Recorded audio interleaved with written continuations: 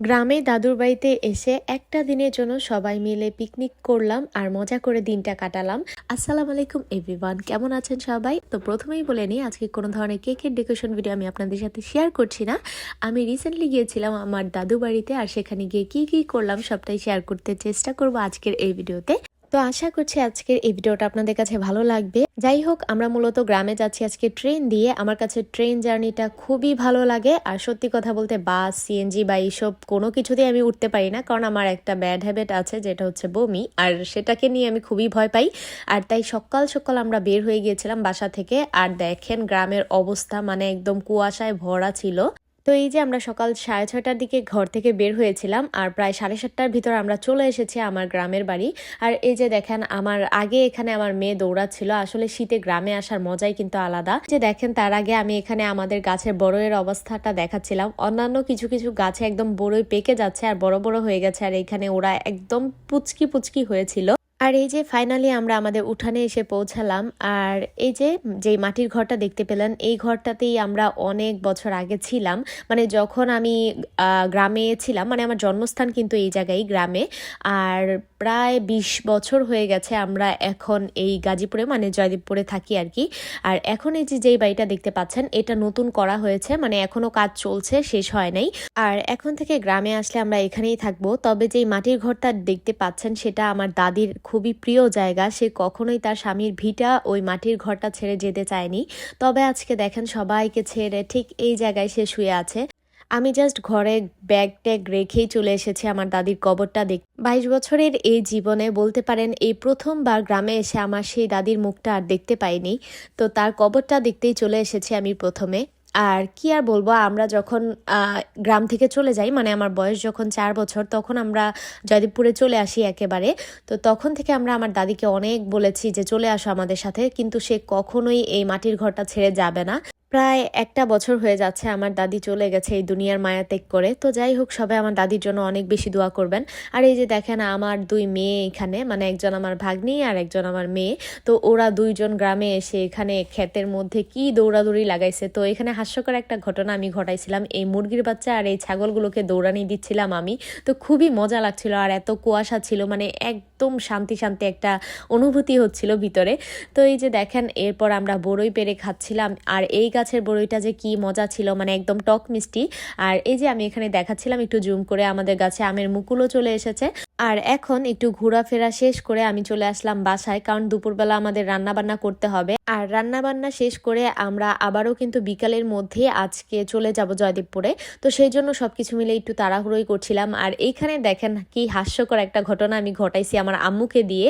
আসলে আমার আম্মু কিন্তু একদম খাস পর্দা করে, যেটাকে বলে। তো সে কোনো মতেই তার হাত ক্যামেরাতে দেখাবে না, আর ভয়েস ওভার তো দূরের কথা, বা কোনো কথা তো আনাই যাবে না। আর আমিও তো একদম নাছোড়বান্দা, আমি বলছিলাম আম্মুকে, তুমি যদি হাত মোজাটা না পরো তাহলে কিন্তু আমি ভিডিওতে এভাবেই তোমার হাতটা দেখাই দিব আর ফেসবুকে আপলোড দিয়ে দিব। যদি আমি সেটা করতাম না, বা জাস্ট আম্মুকে দিয়ে মোজাটা পরানোর জন্য এই কথাটা বলছিলাম। তো যাই হোক, আজকে এখানে আমাদের মেনুতে ছিল রোস্ট, তারপর হলো ডিম আর পোলাও, গরুর মাংস, আর হচ্ছে মাছ ছিল। তো এগুলোর জন্য আম্মু প্রথমেই রোস্টের মুরগিটা ভেজে নিয়েছে খুব সুন্দর করে। আর এরপর আম্মু কিছুটা পরিমাণে পেঁয়াজ, মানে পরিমাণ মতো নিয়ে এখানে একটু ভেজে নিয়েছিল আগে ব্রাউন কালার করে। এরপর এখানে আদা, রসুন, জিরা বাটা এগুলো দিয়ে একটু ভাজলো। আর এরপর দিয়ে দিচ্ছে এখানে রোস্টের মশলা, আর সাথে কিছুটা পরিমাণে পানি দিয়েছে মশলাটাকে কষানোর জন্য। আরেক চুলা এখানে আমরা ডিম সেদ্ধর জন্য এখানে ডিমটা দিয়ে দিয়েছি। আর বলতে পারেন একদম গ্রাম্য পদ্ধতিতে আজকে আম্মু রান্নাটা করেছে, কারণ আম্মুর আসলে এখান থেকে সবকিছু টেনে নিয়ে যাওয়াটা পসিবল ছিল না। আর গ্রামে জানেনই তো যে একটা থাকলে আরেকটা পাওয়া যায় না, এমন একটা অবস্থা আর কি। আর এই যে মশলাটা কষানোর পর আম্মু এখানে রোস্টের মুরগিটা দিয়ে দিয়েছিল।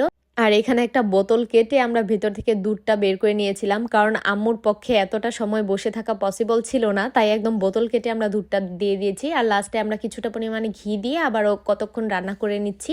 তো এখানে সুন্দরভাবে একটা চুলায় রোস্ট হচ্ছিল, আরেক চুলায় দেখেন এখন আমি গরুর মাংসটা বসিয়ে দিব। তো আম্মুকে বলেছিলাম যে একদম মাখিয়ে বসায় দাও, কারণ আম্মু বারবার করে এরকম হাত মোজা পরে রান্নাটা করতে খুবই কষ্ট হচ্ছিল। তো এখানে আমি মূলত মাখানোর কাজটা করছি। আর বরাবরই আমার এইগুলো কাজ করতে খুবই খুবই ভালো লাগে, মানে একটু মাখামাখি, মানে একটু ধরবো এরকম কিছু।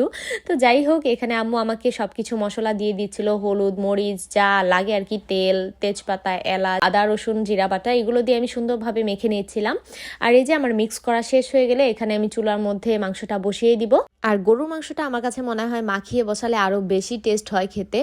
যাই হোক, এখানে একটু পরে পরে আম্মু মাংসটাকে নেড়ে দিচ্ছিল যাতে নিচে না লেগে যায়। আর গ্রামের বাড়িতে হাঁড়ি পাতিল বলতে আমার কাছে মনে হয় যে এরকমই একটু বেশিরভাগ থাকে। এখানে আমাদের মতো নন স্টিক প্যানগুলো খুবই কম পাওয়া যায়, তো আমরা হাতের নাগালে যা পেয়েছি সেগুলো দিয়ে এই কাজটা চালিয়ে নিচ্ছিলাম। আর এখানে এক চুলায় আম্মু ডিমটাও এভাবে করে একটু ভেজে নিয়েছে। আমরা জাস্ট এটাকে ডিমটা এইভাবেই রাখবো, কারণ এটা পোলাওয়ের সাথে খাবো। আর অপর পাশে এই যে দেখেন আমি একটু নেড়ে চেড়ে দিচ্ছিলাম, এটা মেইনলি করা হচ্ছিল পোলাওটা বসানোর জন্য। তো আম্মু এখানে বলছিল যে তুই নাড়া দে, কারণ বারবার হাত মোজা সে পড়বে না। মানে কি যে একটা ফানি টাইম ছিল, এগুলো যদি দেখাতে পারতাম বা আমি যদি ভয়েসটাও আপনাদেরকে শোনাতে পারতাম তাহলে বুঝতেন, কিন্তু সেটা তো করা যাবে না আম্মুর জন্য। আর এই তো এখানে পোলাওয়ের চালটা খুব সুন্দরভাবে কিছুক্ষণ ভেজে নেওয়ার পর আম্মু পরিমাণ মতো পানিটা এখানে দিয়ে দিয়েছে। আর পোলাওটাও এক পাশে হচ্ছিল আর গরু মাংসটা। তো এই যে দুপুরে আমরা খাওয়া দাওয়াটা কমপ্লিট করে নিয়েছি। আর খাওয়া দাওয়া শেষ করে আমরা এখন একটু যাব ঘুরতে। তো মেইনলি বাসায় যাওয়ার পর দেখলাম যে আমাদের কাজিন, মানে আমার ফুফাতো ভাই, সে দেখলাম যে চলে এসেছে বাসায়। তো তাকে যে বললাম যে তাহলে আমাদেরকে একটু ঘুরতে নিয়ে যাও। তো ভাইয়া বললো যে কোথায় যাবি? তো আমরা বললাম যে এখানে গ্রামে একটু দেখবো জাস্ট। তো আমরা একটু ঘুরছিলাম, এখানে বিকেলবেলা বের হয়েছি। আর সত্যি কথা বলতে গ্রামের দৃশ্যগুলো দেখতে যে কি ভালো লাগে দেখেন, মানে একদম ধান ক্ষেতের মধ্যে ধানগুলো মাত্র বুনেছে এরকম একটা সময়। আর আশেপাশের যেই ওয়েদারটা, মানে কি বলবো, মানে এত ভালো লাগছিল আমার কাছে। তো যাই হোক, কিছুক্ষণ ঘোরাঘুরি করার পর এখানে ভাইয়াকে বিদায় দিয়ে আমরা চলে যাচ্ছিলাম আবারও বাসায়। তো এই যে যাওয়ার পথে দেখলাম এখানে টসটসা কিছু টমেটো আমার জেঠু বুনে রেখেছে আর কি, তো সেগুলোরই একটু ছোট্ট ক্লিপ নিয়েছি। আর এই যে চলে আসবো এখন বাসায়। তো আমি আমার দাদির কবরটাকে আবারও শেষ মুহূর্তে একটু দেখে এসেছিলাম। জন্মের পর কোনোদিন দাদাকে দেখার ভাগ্য আমাদের হয়নি, দাদিকে দেখেই বড় হয়েছি। আর তার ভালোবাসা কি আর বলবো, আমার দাদি বলতে পারে না আমার কাছে পুরোপুরি একটা ইমোশনাল সাইড, তাকে নিয়ে হাজার বললেও আসলে শেষ হবে না। তো যাই হোক, এই যে আবার চলে আসলাম আমরা স্টেশনে। আর ট্রেন আসতে আসতে আজকে অনেক বেশি লেট করেছিল, যেই কারণে আমাদের রাত্রে বাসায় পৌঁছাতে 8টা বেজে যায়। ভিডিওটা আজকের মতো এই পর্যন্ত। আপনাদের কাছে কেমন লেগেছে ভিডিওটা অবশ্যই কিন্তু কমেন্ট করে জানাবেন। আল্লাহ হাফিজ।